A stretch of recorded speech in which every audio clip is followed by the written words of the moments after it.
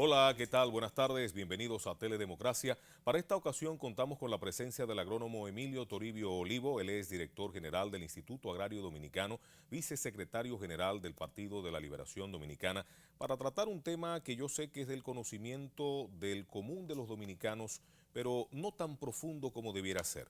Buenas tardes, bienvenido a Buenas Teledemocracia. tardes, Aníbal. Gracias, don Emilio, por haber comparecido a nuestra invitación. La idea de nuestro programa, como siempre, es de llevar información a nuestros televidentes acerca del origen y la naturaleza de las diferentes instituciones que componen el Estado Dominicano. Y una institución como lo es el Instituto Agrario Dominicano, cuya historia se remonta ya a algunos años y que Muchos. tiene sus antecedentes históricos en etapas muy determinantes de la vida política del pueblo dominicano, es importante que podamos compartir con usted acerca de qué está haciendo el Instituto Agrario Dominicano.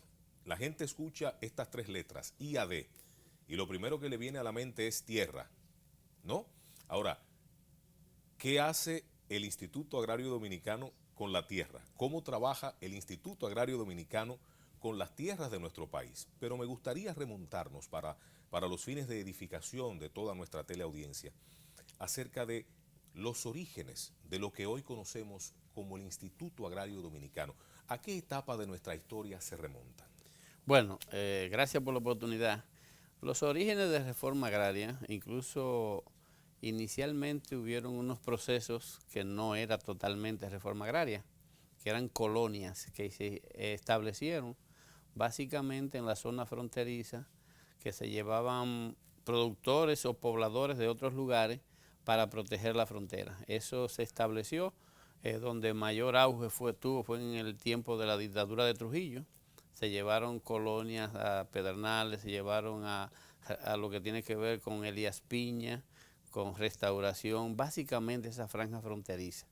Incluso hay muchas establecidas en el año 1949. Tenemos ahí la de Hondo Valle, que es un proyecto agrario que después se convirtió en el 091. Tenemos el caso de Guayajayuco, que es una colonia que está totalmente en la frontera, corresponde a Elías Piña también.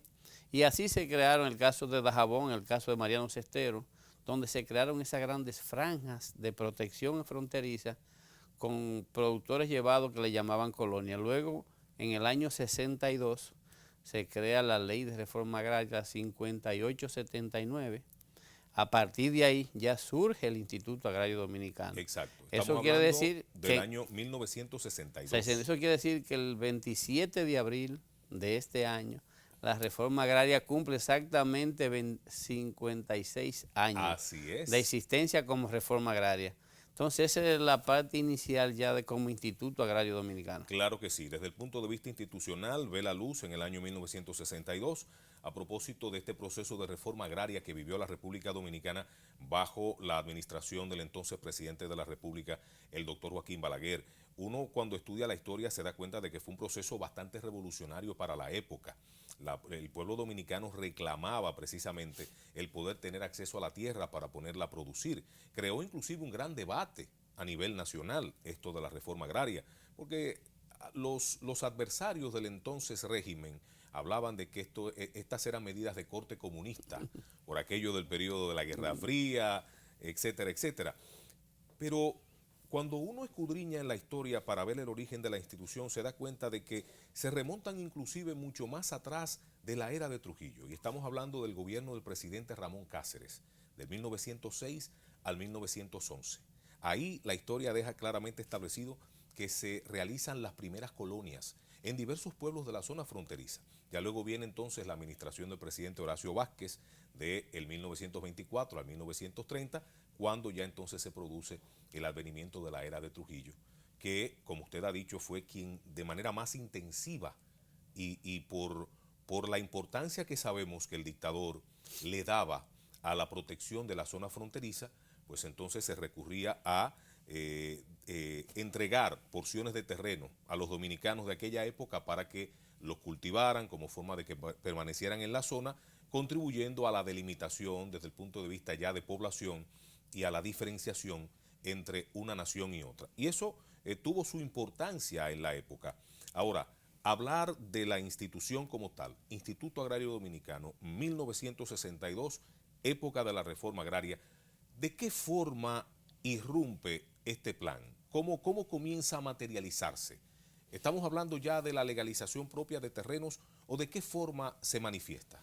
Mire, eso empieza puramente por una necesidad social que había de que había una restricción para que el sector rural tuviera acceso a la propiedad, para la parte productiva. Entonces, como usted dice, habían unas luchas sociales que en aquel tiempo estaba caliente lo que le llamaban el famoso comunismo o las eras revolucionarias. Claro. Entonces, en función de eso se establecieron muchas luchas. Balaguer, con mucha habilidad, creó las leyes de reforma agraria que facilitó el acceso por diferentes vías al pequeño y mediano productor para la tierra. Ahí vinieron lo que es el sistema de ley de cuota aparte, vinieron lo que es la ley de declaratoria de utilidad pública, donde le daban facilidades a ese pequeño y mediano productor, donde el Estado se apropiaba de terreno para ser facilitado a los pequeños y medianos productores, pero también con la misma facilidad de tierras que eran del Estado como tal. Esas tierras, las tierras que eran propiedad de Trujillo, pasaron a ser, el Estado pasó a ser propietario de esas propiedades y esas propiedades también se convirtieron en proyectos de reforma agraria. Entonces se fue creando ese gran desarrollo de los proyectos de reforma agraria y hasta la fecha de hoy numéricamente vamos ya por el asentamiento 600 de reforma agraria. Eso quiere decir, aunque no hay ya tanta tierra para distribuir, pero en algunos casos de alguna manera se pueden establecer otros proyectos. ¿Estamos hablando de 600 asentamientos a lo largo de toda la historia del país o esto se ha podido hacer en cuánto tiempo? No, es toda la historia del país. En toda la historia del país, 600 asentamientos agrarios.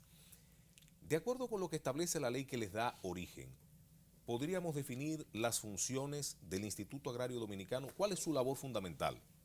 Mire, inicialmente el Instituto Agrario Dominicano se creó como una institución con mucha solidez, donde cada proyecto tenía un proceso de administración con un personal técnico para capacitarlo, un proceso de apoyo para las viviendas, un proceso de apoyo para la educación, un proceso de apoyo para la salud, un proceso de apoyo para el financiamiento y también un proceso de apoyo para todo el conjunto productivo que se estuviese dando. Eso se fue trabajando así durante mucho tiempo y los proyectos de reforma agraria se fueron creando con mucha solidez en una etapa. Luego vinieron lo que nosotros llamamos una etapa de decadencia, de apoyo de diferentes gobiernos, y entonces los proyectos en muchos casos fueron cayendo en abandono, siempre y cuando no estuvieran en zonas muy productivas, porque por ejemplo lo que tiene que ver con zonas arroceras, zonas bananeras, zonas plataneras, mantuvieron su vigor de producción y lo mantienen todavía durante mucho tiempo, por la rentabilidad del tipo de cultivo que se sembraba. Entonces también proyectos, diríamos, que se fueron cambiando de vocación. Algunos fueron pasando a ser forestales, otros ganaderos, otros mixtos, diríamos agrícola y forestales. Entonces empezaron los cambios en términos de la necesidad productiva del país. También hubieron proyectos que siguen y son cañeros para la parte de producción de azúcar en el este básicamente. Correcto. Al hablar de 600 asentamientos con fines agropecuarios, estadísticamente los tenemos distribuidos por renglón, por aquello que usted decía de la vocación de cada terreno. ¿Sabemos con exactitud a qué se dedican cada uno de estos asentamientos? Tenemos proporcionalmente, diríamos, lo que en términos de renglones, lo que en cada renglón se está produciendo. Por ejemplo, en arroz, en terrenos de reforma agraria se produce alrededor del 45% del arroz de producción nacional. 45%. 45%. En el caso de banano orgánico para exportación tenemos un 36%. En el caso de banano convencional tenemos alrededor de un 20% que se exporta. Pero en el caso de los frutales, nosotros ahora mismo solo en mango, el IADEV dispone de más de 20.000 tareas de mango sembradas, de las cuales hay una gran parte que se está exportando. En la parte de todos los frutales, nosotros estamos ocupando alrededor de un 12 o 15% de la producción de producción de frutales. Pero lo que tiene que ver con café, cacao, también ocupamos un gran espacio en el área productiva. Lo que pasa es que con los cambios climáticos y los cambios de vocación que está dando, por ejemplo, han ido cambiando los proyectos de una vocación para otra, Ponemos el caso ahora de los mismos proyectos agroforestales, donde se sembraba, por ejemplo, Hondo Valle solo era café. Ahora se está sembrando aguacate, se está sembrando café, se está sembrando cacao y se está sembrando mango. Hay un cambio de vocación según las necesidades y según la conveniencia productiva que está teniendo el país y la demanda de alimentos que está teniendo el mundo, porque nosotros no nos limitamos a República Dominicana, sino ya nosotros somos una parte productiva que tiene que visualizar el mundo, que es quien nos puede también, nos facilita el medio comercial más amplio. Correcto. Don Emilio, con su permiso nos vamos a nuestra primera pausa comercial. Al regreso me gustaría retomar el tema, comenzando por algo que yo sé que es de la más auténtica preocupación de nuestra población. El Instituto Agrario Dominicano ha estado llevando a cabo un amplio, un extensísimo programa de titulación de terrenos. El sueño anhelado de un dominicano, de una dominicana, de una familia dominicana del interior del país, que ha vivido durante tantos años cultivando la tierra, dejando su sudor, su sangre y sus lágrimas, para darnos a nosotros lo mejor que puede producir el campo, sueña con ver cristalizado ese anhelo de la familia de que esa tierra que tanto ha amado y tanto ha cultivado pueda ser plenamente suya. Nos gustaría que usted nos hablara de esa experiencia tan gratificante cuando regresemos de esta pausa. No se vayan.